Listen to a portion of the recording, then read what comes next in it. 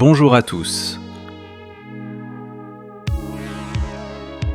Aujourd'hui, nous testons la toute dernière imprimante 3D de chez Artillery, la M1 Pro. Commençons par sortir la machine de son emballage.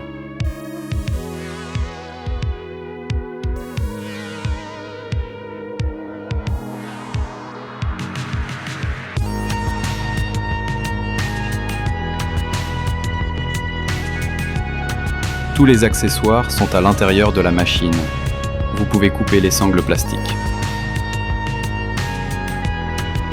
Vous trouverez directement une bobine de PLA blanc de 1 kg, un nuancier des différentes couleurs de filaments Artillery,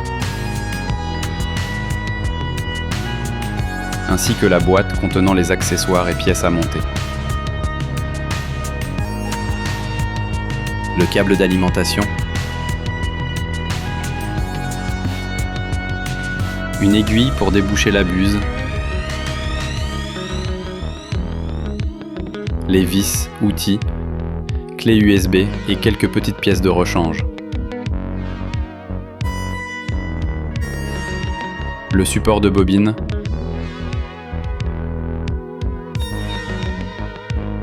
l'écran de contrôle,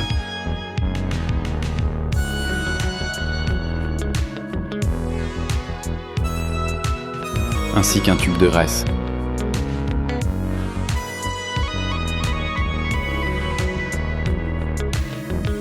Nous pourrons maintenant libérer la tête en coupant les riselants et en retirant le carton. Le plateau est fixé au châssis pour le transport. Il faudra retirer les 4 vis présentes devant les flèches. Pour l'écran, nous allons tirer la nappe, la connecter à l'arrière de l'écran, le placer dans son logement, puis le faire glisser sur la gauche. Pour le montage, il ne reste plus qu'à fixer le porte-bobine sur le côté droit de la machine.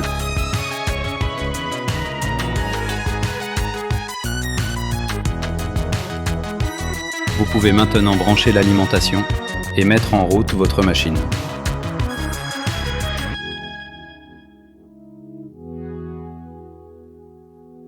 Au premier démarrage, la machine n'étant pas à jour, j'ai dû sélectionner la langue anglaise. Elle vous proposera de vous connecter à votre Wi-Fi. La machine va lancer tous ses tests de chauffe et mouvement. Attention, restez devant. Quand le plateau va remonter, vous pourrez retirer les sangles ainsi que la mousse présente sous le plateau. Plus qu'à laisser la machine faire son travail. Une fois la machine redémarrée, elle vous proposera une mise à jour, puis une seconde. Vous aurez enfin la possibilité de choisir le français dans le menu.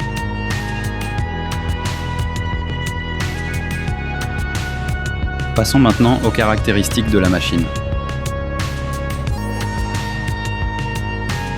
L'intelligence artificielle gère votre première couche pour un résultat optimal et une bonne accroche. Elle détectera une pièce qui s'est décrochée ou les perruques suite à une impression ratée en se mettant en pause. Elle possède un détecteur de fin de filament, un cutter qui coupera le fil entre les changements de bobine, un filtre à charbon pour les odeurs, ainsi que différentes ventilations pour mieux réguler la température. Elle peut atteindre une vitesse maximum d'impression de 600 mm par seconde, une accélération de 20 000 mm par seconde et un débit de 35 mm3 par seconde. Elle possède un système d'entraînement en direct drive et une buse en acier trempé pour une meilleure durabilité. Elle est fournie avec un plateau PEI double face, une surface lisse pour le PLA et une surface rugueuse pour le PLA PETG, ABS et TPU.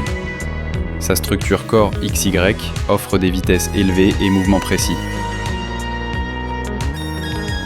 Son cadre est conçu en aluminium moulé. Le système d'exploitation conçu par Artillery est très complet. Le nivellement automatique est efficace. Vous n'aurez pas à vous en soucier. En cas de coupure de courant, la machine reprendra où elle s'était arrêtée. Sa taille d'impression maximum est de 260 mm3 et la buse pourra atteindre jusqu'à 320 degrés. Pour son utilisation, vous retrouverez le logiciel Artillery Studio basé sur Orca et compatible Mac et Windows. Maintenant, voyons plus en détail la partie logicielle. Sur la partie gauche, nous pourrons sélectionner le type de buse. Ici, celle d'origine en 0,4. Le type de plateau, le type de filament.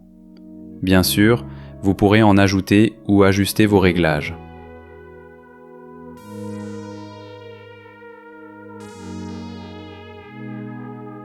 La qualité souhaitée pour votre impression.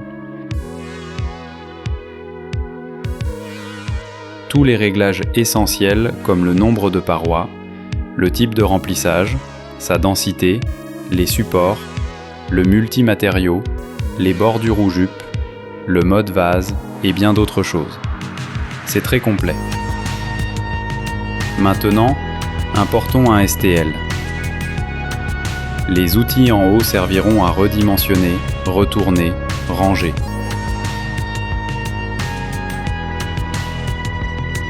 Vous n'aurez plus qu'à cliquer sur « Découper le plateau » en haut à droite. Une estimation du temps et de la quantité de filaments vous sera donnée. Sur l'onglet « Appareil », vous pourrez connecter votre machine, interagir avec en lançant la chauffe, en activant la caméra, en bougeant les axes, voir vos timelapses, lancer les mises à jour et bien sûr, vous pourrez directement lancer une impression. Voici un aperçu sur des timelapses.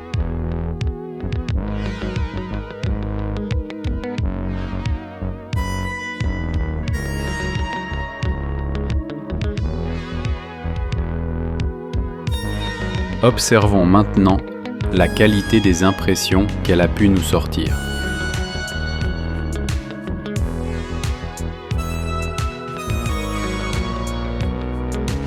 Avec les réglages de PLA de base, je n'ai aucun fil entre les différentes parties de l'impression. Essai avec un PLA Silk de chez Iriwan.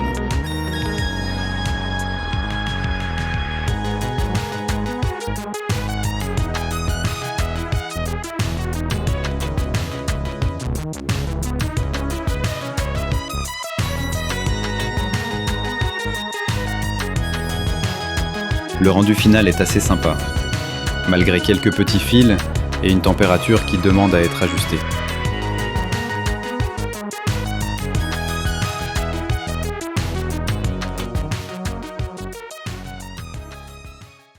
Conclusion : c'est une machine facile à monter et à utiliser. Elle ne demande aucun réglage à part ceux présents dans la partie logicielle. Elle est précise et rapide. Toutes les pièces de rechange sont vendues chez le fabricant à des prix très raisonnables. La tête possède des aimants et s'ouvre très facilement pour la maintenance. Et surtout, c'est un des meilleurs rapports qualité-prix en cette fin d'année 2025.